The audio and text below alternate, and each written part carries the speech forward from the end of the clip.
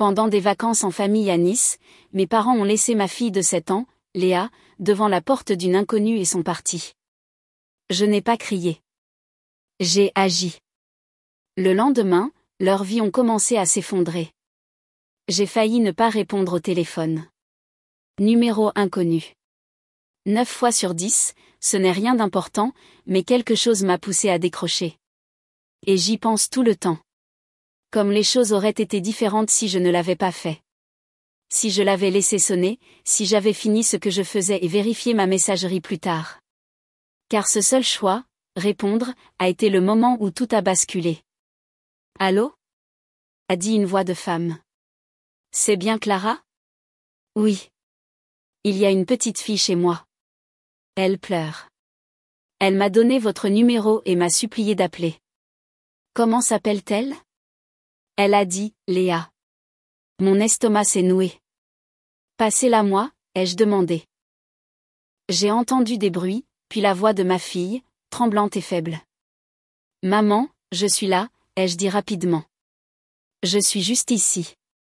Ils m'ont laissé, a-t-elle sangloté. Ils m'ont juste laissé ici. Ils sont allés à la plage avec Manon et Thomas. Je ne veux pas être ici. J'ai agrippé le comptoir. D'accord, ma chérie. Tu es en sécurité. Reste avec la dame qui m'a appelé. Je vais m'assurer que quelqu'un vienne te chercher. Je me suis adressée à la femme, pouvez-vous rester avec elle pendant que j'organise quelque chose ? Je vous rappelle dès que je sais. Oui, elle sera en sécurité avec moi, a-t-elle répondu. J'ai gardé le téléphone à l'oreille, réfléchissant vite. Ma première pensée a été d'y aller moi-même. Prendre un avion, voler jusqu'à Nice, la récupérer. Mais cela prendrait des heures. D'ici là, Léa aurait passé une journée entière livrée à elle-même, se demandant si je venais. J'ai pensé à appeler mes parents et j'ai immédiatement écarté l'idée. C'était eux qui l'avaient laissée. Ma sœur Sophie aussi. Je ne pouvais pas leur faire confiance pour réparer ce qu'ils avaient fait. Alors, qui ? Et puis je me suis souvenu de ma tante Patricia. Elle vivait à Nice.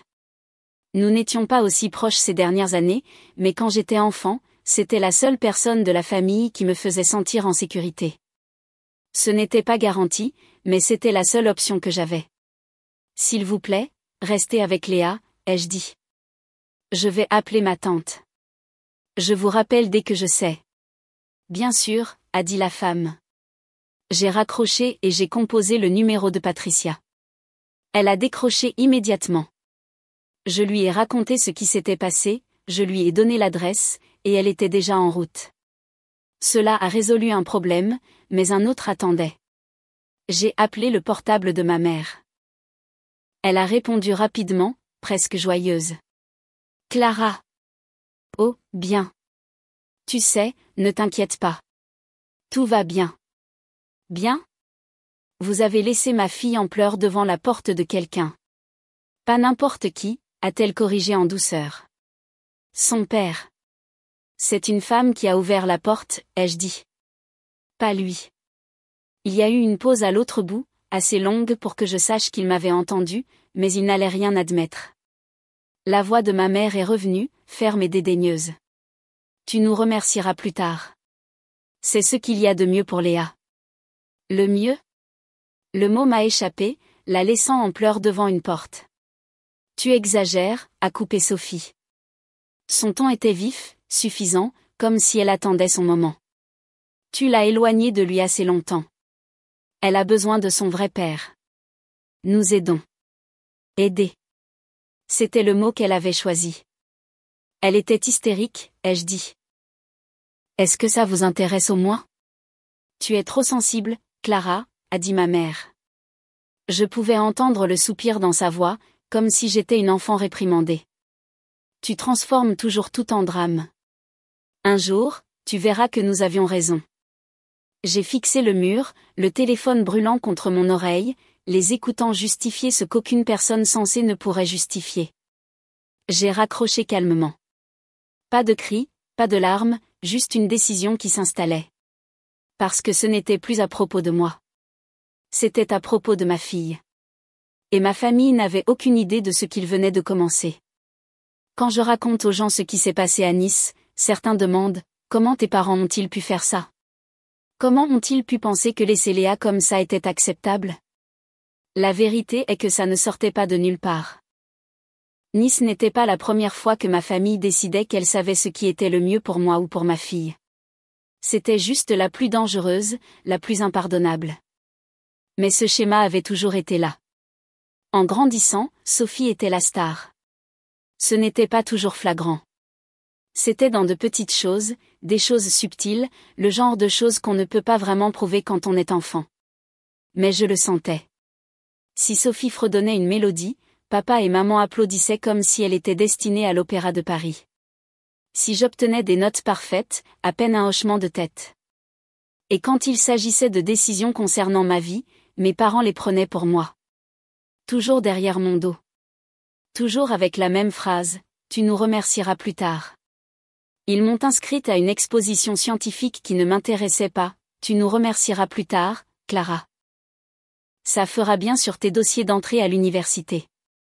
Ils ont invité une fille que je n'aimais pas à une fête d'anniversaire, convaincue que je deviendrais sa meilleure amie. Tu nous remercieras plus tard. Je ne les ai pas remerciés. Ce que ces choix m'ont appris, ce n'était pas la résilience ou la gratitude. C'était que mon opinion n'avait pas d'importance, que quelqu'un d'autre savait toujours mieux, que si je résistais, j'étais difficile. Et Sophie, elle n'a jamais eu ces leçons forcées, pas de club qu'elle ne voulait pas d'amis qu'elle n'aimait pas. Tout était fait sur mesure pour elle. Au moment où j'ai été adulte, le favoritisme n'était même plus subtil. Puis est arrivé Benoît. Quand je l'ai épousé, tout le monde me disait que j'avais de la chance. Il était beau, bien habillé, venait d'une famille aisée, le genre d'homme qui payait l'addition pour toute la table, qui achetait du champagne à des inconnus juste pour faire sensation. Et il était généreux d'une manière très particulière. Il a remboursé une partie du prêt immobilier de mes parents. Il glissait des enveloppes d'argent à Sophie quand elle se plaignait de ses factures. Pendant les fêtes, il arrivait avec des cadeaux chers, tout sourire. Pour ma famille, Benoît était un rêve. Pour moi, il était un cauchemar dont je ne pouvais pas me réveiller, car derrière des portes closes, Benoît était froid, distant. Il avait des maîtresses, et il ne prenait même pas la peine de le cacher. La première fois que je l'ai confronté, je tremblais. J'avais trouvé des messages clairs comme de l'eau de roche. Il m'a regardé droit dans les yeux et a dit « Et alors ? Quel est le problème ? Regarde ta vie, Clara. La maison, les vêtements, l'argent. Tu devrais être reconnaissante. » Ça, c'était Benoît en une phrase. Il croyait que l'argent excusait tout. La trahison, les mensonges, disparaître pendant des nuits entières. Il pensait que jeter de l'argent par les fenêtres faisait de lui un bon mari. Et mes parents, ils ont tout gobé. Ils ne voyaient pas l'arrogance, la froideur. Ils voyaient les chèques de remboursement du prêt et appelaient ça de l'amour. Pendant ce temps, moi, je me brisais. Quand Léa est née, j'ai pensé qu'il changerait peut-être. Qu'être père l'adoucirait. Mais rien n'a changé. Au contraire, ça a empiré. Alors, je suis partie. Et c'est là que les gens demandent parfois, n'avez-vous pas obtenu une énorme somme lors du divorce ?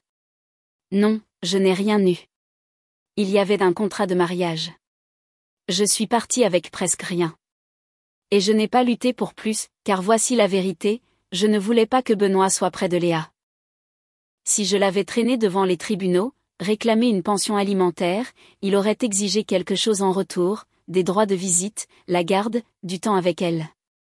Et je ne voulais pas que ma fille soit près d'un homme qui pensait que l'infidélité n'était pas un gros problème, qui pensait que l'argent lui achetait un passe-droit. Alors, j'ai laissé tomber. J'ai accepté une promotion au travail, je me suis débrouillée seule, et je me suis promis que Léa serait mieux sans lui. Mais pour mes parents, je n'étais pas courageuse. Je ne protégeais pas mon enfant. J'étais égoïste. Parce qu'en quittant Benoît, je ne l'ai pas seulement coupé de ma vie. J'ai coupé leur poule aux œufs d'or. Et ils ne m'ont jamais pardonné cela. Après le divorce, j'ai essayé de maintenir la paix par habitude, par culpabilité, à cause de cette vieille voix dans ma tête qui disait « Une bonne fille aide sa famille ». Alors même si je n'étais pas riche, j'envoyais de l'argent à mes parents chaque mois pour couvrir une partie de leur prêt immobilier.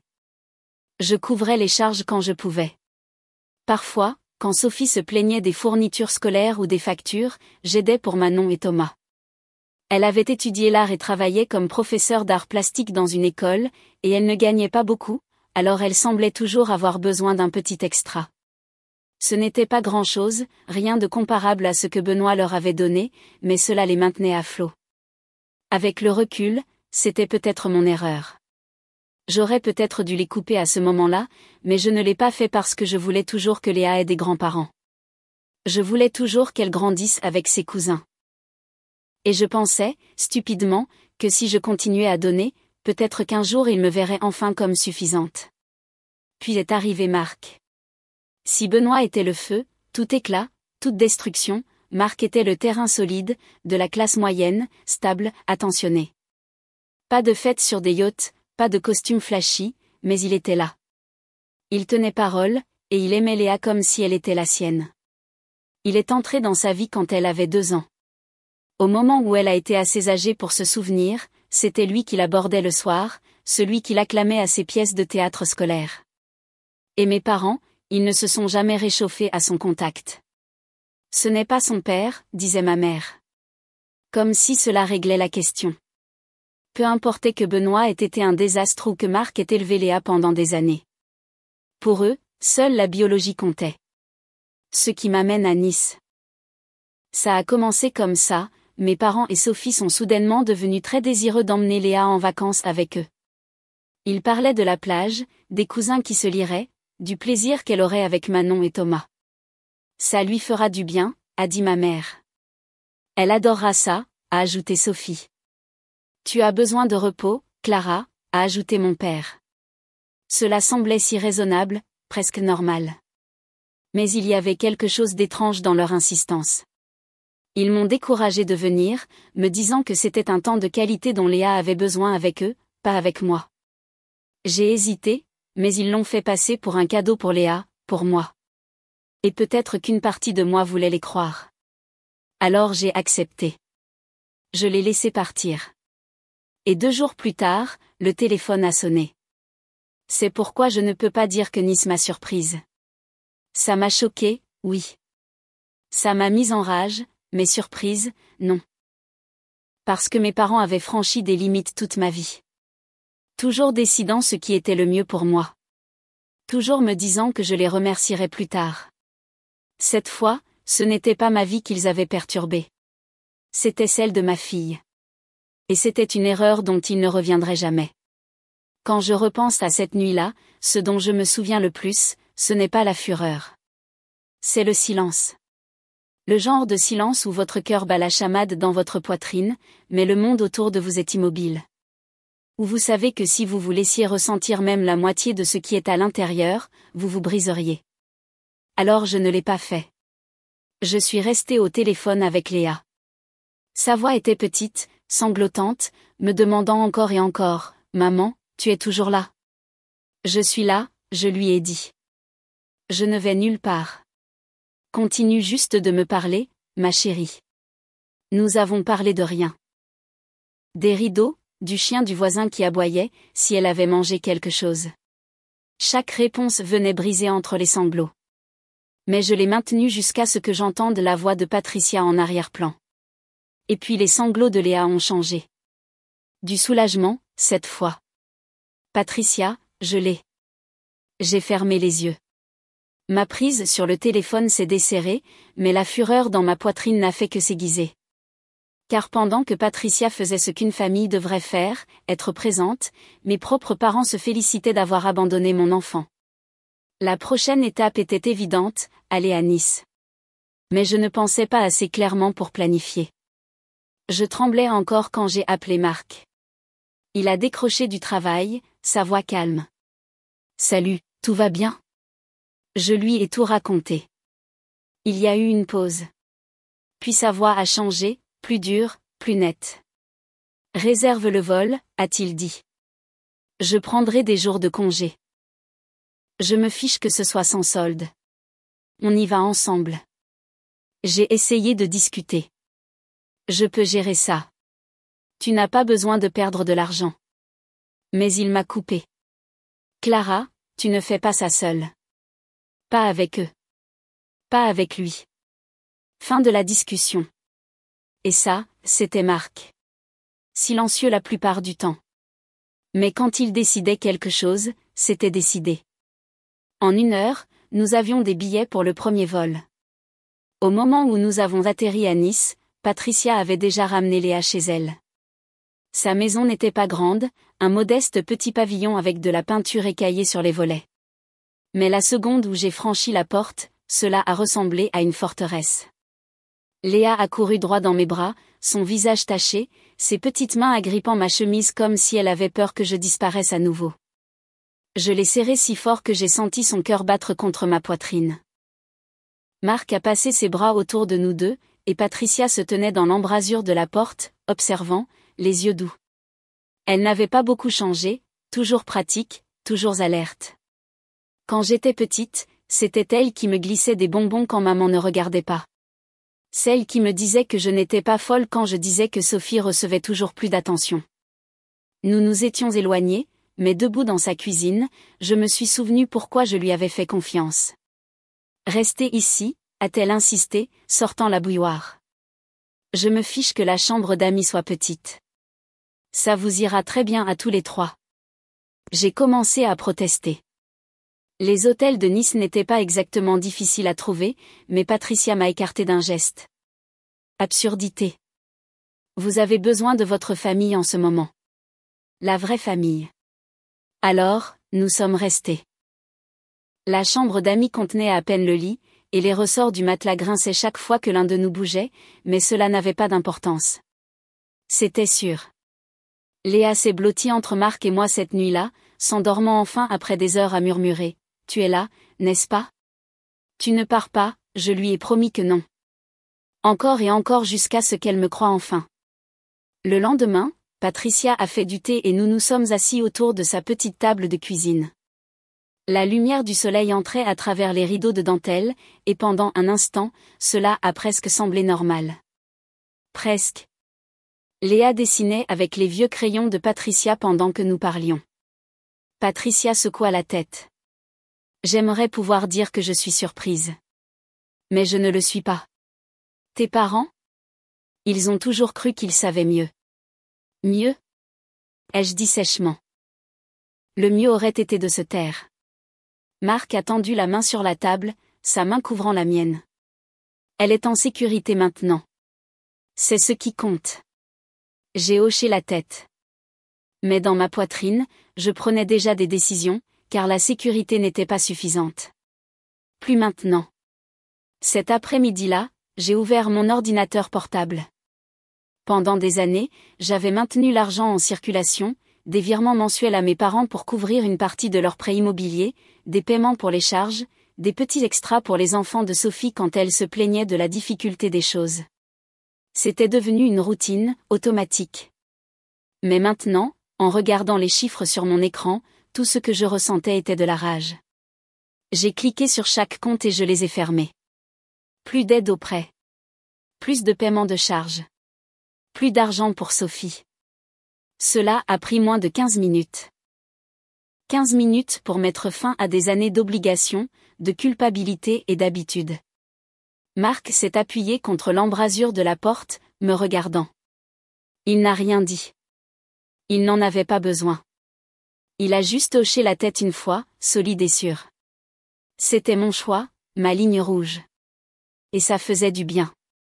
Cette nuit-là, alors que je restais éveillée, la petite main de Léa enroulée dans la mienne, j'ai pris une autre décision. Il ne la reverrait plus jamais.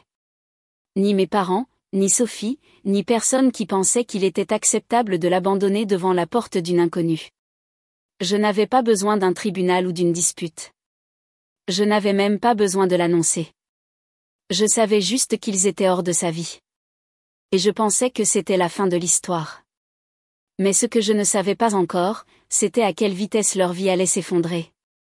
Le premier appel est arrivé 3 jours après notre retour à la maison. Je pliais du linge, le genre de corvée ordinaire qui semble appartenir à une autre vie maintenant, quand mon téléphone s'est allumé avec le nom de Sophie. J'aurais dû le laisser aller à la messagerie vocale, mais la curiosité a gagné. J'ai balayé. Allô? Sa voix est venue, vive, rauque. Qu'est-ce que tu as fait? J'ai figé. Pardon? J'ai été suspendue, Clara. Suspendue? Tu as appelé mon école, n'est-ce pas? Tu leur as dit que j'avais abandonné Léa. Pendant une seconde, je n'ai même pas trouvé les mots. De quoi tu parles? Ne fais pas l'idiote. A-t-elle claqué? La directrice m'a convoquée. Elle a dit qu'il y avait des plaintes. Elle a dit que les parents parlaient de moi comme d'un risque pour les enfants. Je sais que c'était toi. Je me suis assise lentement, pressant le téléphone contre mon oreille. Suspendu.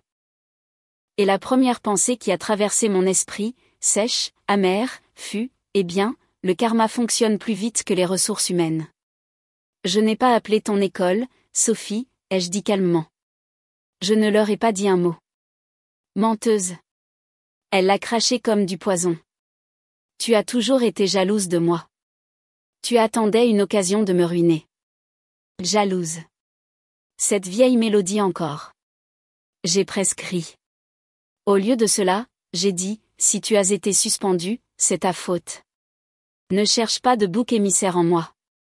Elle a juré à voix basse et a raccroché.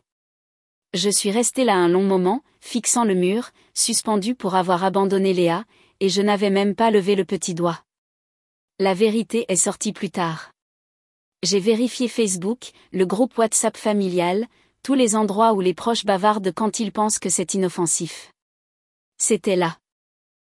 Messages, photos, discussions, l'histoire se propageait comme une traînée de poudre. Patricia avait raconté à quelques cousins, voulant s'assurer que tout le monde connaissait la vérité. De là, ça s'est répandu davantage parce que les gens adorent les histoires, n'est-ce pas? Et rien ne se propage plus vite qu'un scandale familial. Au moment où ça a atteint l'école, ce n'était plus une rumeur. C'était un fait, confirmé par trop de voix pour être ignoré. Sophie a été suspendue pendant qu'ils enquêtaient. Je ne vais pas mentir, ça faisait du bien. Non pas parce que je voulais qu'elle soit au chômage, mais parce que pour une fois, la vérité avait fait le travail pour moi. Le deuxième appel est arrivé 2 semaines plus tard. Cette fois, c'étaient mes parents. Je n'ai pas décroché tout de suite. Je l'ai laissé sonner, puis je l'ai vu s'allumer encore et encore. Finalement, j'ai soupiré et j'ai répondu. Clara, a dit mon père, comme si rien ne s'était passé. Nous pensons qu'il y a un problème avec la banque. Le paiement du prêt n'est pas passé ce mois-ci. Je me suis penchée en arrière sur ma chaise, fixant le plafond. Il n'y a pas de problème. Que veux-tu dire? Je veux dire, ai-je dit, calme et plate, que j'ai arrêté de payer il y a 2 semaines. Silence. Puis l'inspiration nette de ma mère. Quoi? Pourquoi ferais-tu ça? Parce que vous avez laissé ma fille en pleurs devant la porte d'une inconnue. Parce que vous pensiez que c'était acceptable. Parce que vous m'avez traité comme un problème toute ma vie. Et parce que vous ne vous êtes jamais soucié de moi, sauf quand il y avait de l'argent en jeu. La voix de mon père s'est durcie. Nous sommes une famille, Clara. Les familles s'entraident. J'ai presque ri. Ma gorge était serrée, mais les mots sont sortis fermement. Une famille n'abandonne pas d'enfants. Vous n'avez pas seulement franchi une ligne. Vous l'avez brûlée. Je ne vous dois rien. Le silence à leur bout était lourd, tendu. Finalement, ma mère a réessayé. Tu regretteras ça un jour. Non, ai-je dit doucement. La seule chose que je regrette, c'est d'avoir pensé que vous changeriez un jour. Et j'ai raccroché. Cette nuit-là, Marc m'a demandé comment ça s'était passé. Ils ont remarqué, ai-je dit, sec comme de la poussière. Apparemment, leur banque a des standards plus élevés qu'eux en tant que grands-parents. Il n'a pas souri, mais je l'ai vu dans ses yeux. De la fierté. Une fierté solide, stable. Et voici le truc. Après cet appel, je m'attendais à me sentir brisée, coupable, déchirée. Mais non. Je me sentais plus légère. Pour la première fois depuis des années, je ne les soutenais pas. Je n'achetais pas leur approbation avec des virements et des recharges. Je ne nourrissais pas les mêmes personnes qui m'avaient rabaissé toute ma vie. J'étais libre. Et pour Léa, cela signifiait la sécurité. On pourrait penser que l'histoire se termine là, n'est-ce pas? Sophie suspendue. Mes parents coupés, moi enfin libérée de leur emprise. Mais non, car ils n'avaient pas fini. Et moi non plus. Quelques semaines après que je les ai coupés, les coups à la porte ont commencé. C'était en début de soirée, le genre de moment calme où la maison semble sûre. Marc dans le salon avec Léa, moi finissant la vaisselle. Et puis est venu le claquement sec sur la porte. Quand j'ai ouvert, ils étaient là, mes parents. Pas les personnes confiantes et sûres d'elles qui m'avaient dit que je les remercierais plus tard. Ils semblaient plus petits. Les yeux de ma mère fuyaient partout sauf les miens, la mâchoire de mon père serrée, et derrière eux, Sophie, les yeux rouges, se rongeant les lèvres. Ils n'ont pas dit pardon. Pas vraiment. Ils ont dit des choses comme « Nous essayons juste d'aider ». Nous pensions que c'était le mieux. Nous ne voulions pas que ça se passe comme ça. Et finalement, la vraie raison de la visite a transpiré. Le prêt immobilier. Ils étaient en retard. Ils avaient besoin d'aide. J'ai écouté. Calme, silencieuse.